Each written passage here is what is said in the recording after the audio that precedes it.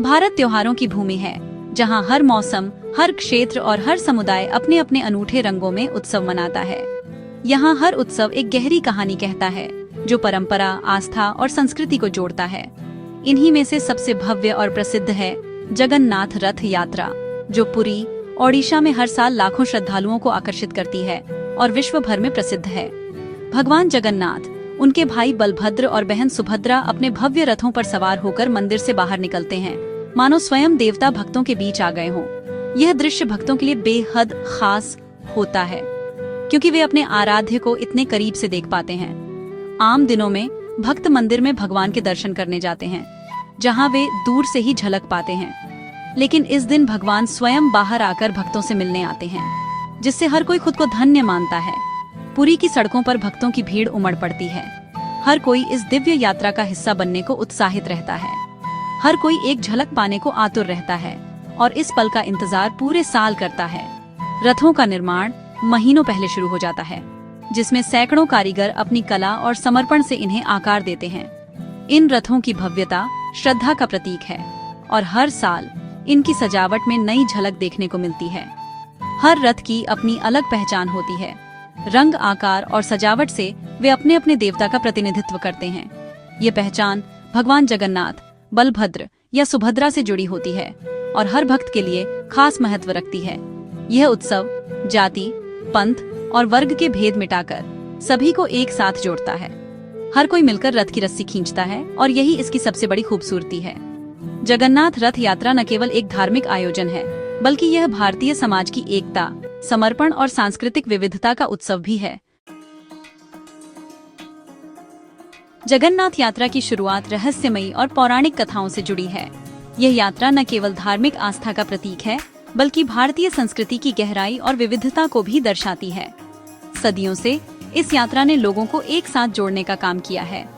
सबसे प्रसिद्ध कथा राजा इंद्रद्युम्न की है, जिन्होंने भगवान विष्णु के नीलमाधव रूप के दर्शन के लिए खोज शुरू की थी। राजा इंद्रद्युम्न की यह खोज केवल एक मूर्ति तक सीमित नहीं थी, बल्कि वह दिव्यता और भक्ति की तलाश भी थी, जो हर युग में लोगों को प्रेरित करती रही है। उन्होंने ओडिशा के घने जंगलों में विश्ववसु नामक आदिवासी मुखिया द्वारा गुप्त पूजा होते देखी। यह पूजा एक रहस्य थी, जिसमें प्रकृति और आध्यात्मिकता का अनूठा संगम देखने को मिलता है। जब राजा मूर्ति लाने पहुंचे, वह गायब हो गई। यह घटना दर्शाती है कि ईश्वर को पाना आसान नहीं, बल्कि एक गूढ़ यात्रा है। तभी आकाशवाणी हुई कि भगवान समुद्र में तैरती लकड़ी के रूप में प्रकट होंगे। यह दिव्य संदेश राजा के लिए एक नई आशा की किरण था। राजा को पुरी के तट पर वह लकड़ी मिली, जिससे मूर्तियां बननी थी। ये लकड़ी साधारण नहीं थी, बल्कि उसमें दिव्यता और रहस्य समाया हुआ था। देवताओं के शिल्पी विश्वकर्मा ने मूर्तियां बनाई, लेकिन अधूरी छोड़ दी। हाथ पैर नहीं बने। ये अधूरापन भी एक गहरा संदेश लिए हुए था।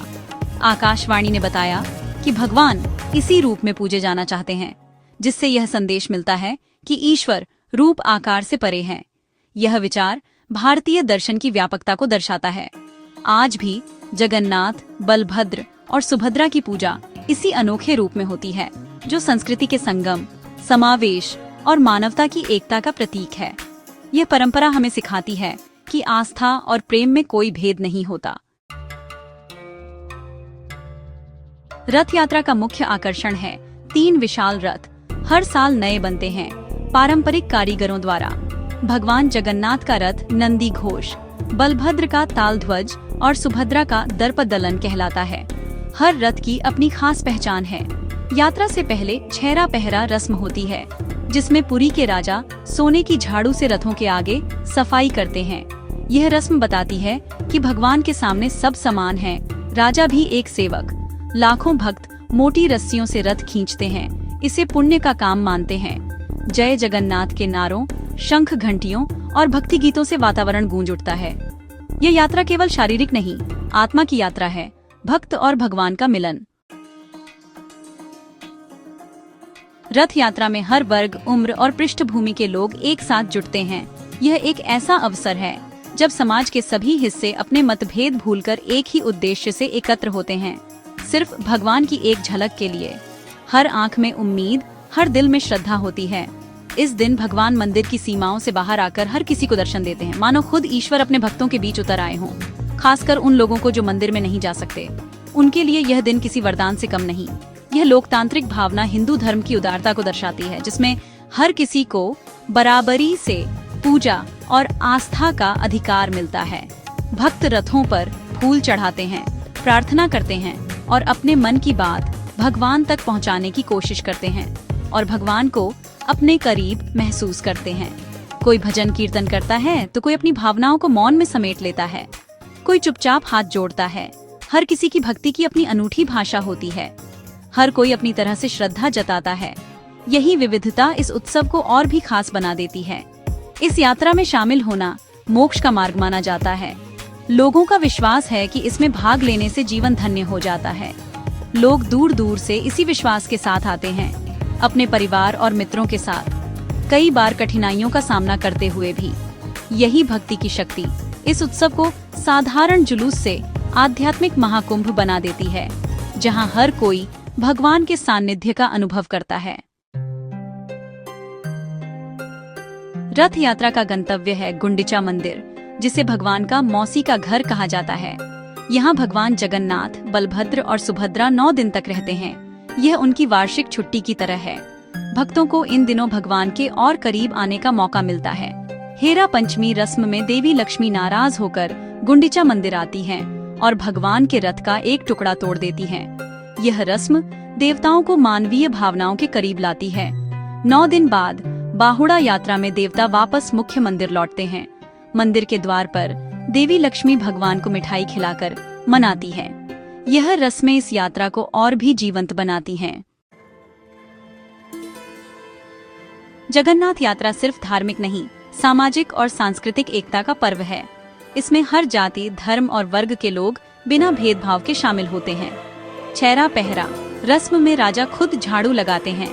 यह सेवा और विनम्रता का संदेश है।